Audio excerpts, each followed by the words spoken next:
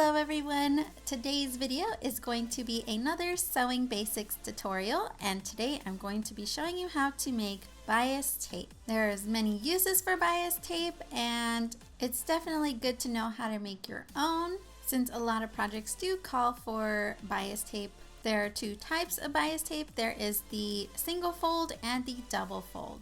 Now when you buy it, you can buy it in a package like this. This is my double fold, and it comes in assorted colors, and as you can see, it's just folded over twice towards the middle. And bias tape is flexible so that it can fit around curves to finish hems, as well as make straps. Like I said, it has a lot of different uses with it being so flexible. You mostly see it on quilts and blankets. So this is the double fold bias tape. The other type that we have is a single fold, and that's just folded into the center once. And I find it in patterns when it's used to make channels for elastic, among other things. Here's an example chart of how you would calculate to get your custom width of bias tape.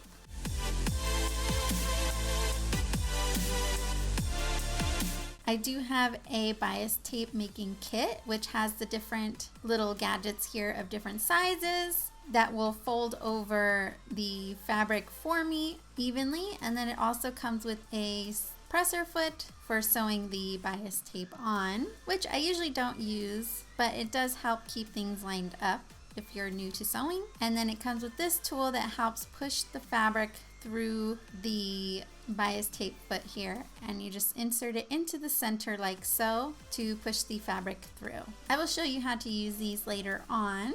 So the first thing, I'm just going to start with some fabric. You can do as much as you want, but the idea is to make a square, and the bigger the square, the more bias tape you will get. So as you can see, if you use a fabric, it may only stretch so much both right to left and up and down. But when you pull the fabric diagonally, even on a very stiff fabric, it usually has some stretch to it. And that is called the bias. And we want to cut on the bias to give our bias tape that flexibility. So the first thing we're going to do is I'm just going to fold over my fabric to create my square. And I'm going to cut off any excess fabric that I have. Now with this square, I'm going to want to cut that fold so that we get two triangles. So taking my scissors, I'm going to cut it all the way down. So here are my two pieces. Then I'm going to fold this triangle in half again into a smaller triangle. So now I have my fold on the bottom or in the center. And this is just to help make it easier to cut these out. So I'm going to line up my triangle on my grid here so that everything is straight. And I'm going to cut out 2-inch strips from the folded edge upward, all the way down my triangle till I run out of usable fabric. I'm going to open up my strips so you can see what they look like when they're cut.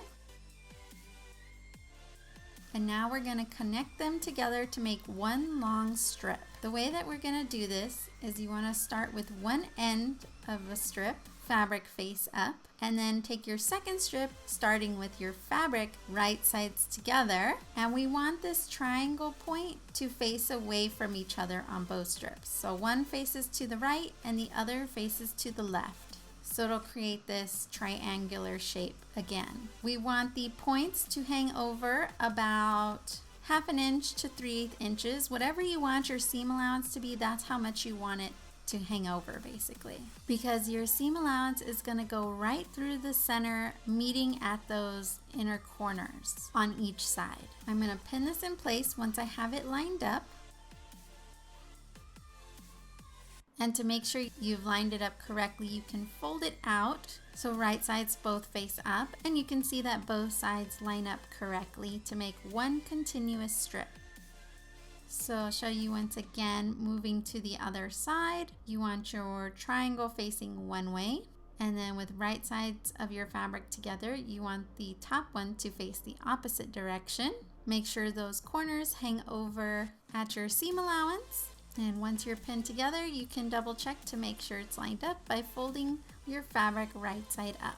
And you will notice that the directions will alternate as you pin these on. I have made the mistake of thinking they all went the same way and have had a lot of confusion. So I just want to note that they do alternate directions as you pin them on. So go ahead and sew your strips together at the seam allowance. So you can see here how I've made the seam go directly into those corners.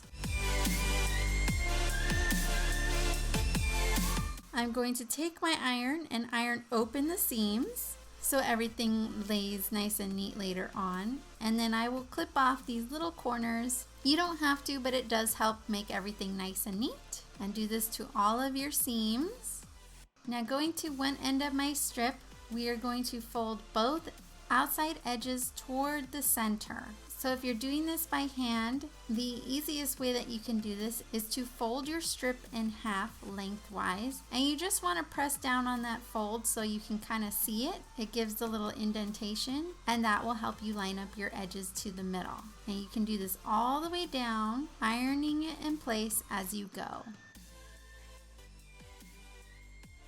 Now if you have your bias tape foot, I'm going to use my 25mm since this is a 2-inch strip. This will fold it into a 1-inch strip, and I'm just going to slide it into my foot starting at the larger end, and all you do is you're going to pull on the tab gently while you iron the outside edge down. So it's basically folding it perfectly in half for you.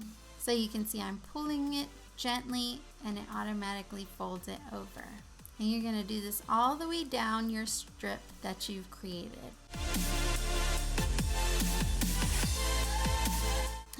I love happy accidents. So this is basically a single fold bias tape, and you can go ahead and use this already onto your project.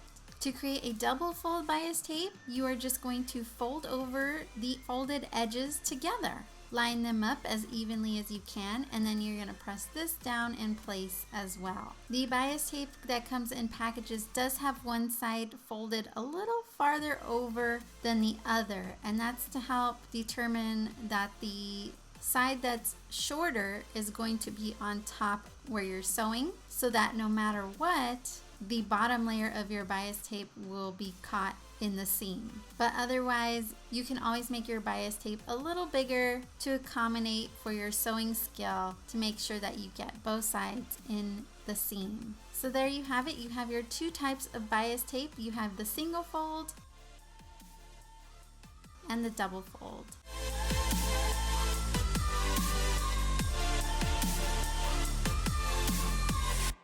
So as an example, for the single fold, you normally would line it onto the fabric and then you would sew down the length of each side, and that would create a channel for your elastic, and you would just thread your elastic through. And then for your double fold bias tape, you would open it up to that first fold. You're going to line out the edge of your fabric as close to the middle as you can get into your bias tape, and then you fold over the top edge, encasing that raw edge inside. And then you would sew down that open edge. And that is it. I hope you liked this little short tutorial. If you would like to see more in the future, then please subscribe if you have not already, and I will see you in my next video. Thanks for watching. Bye!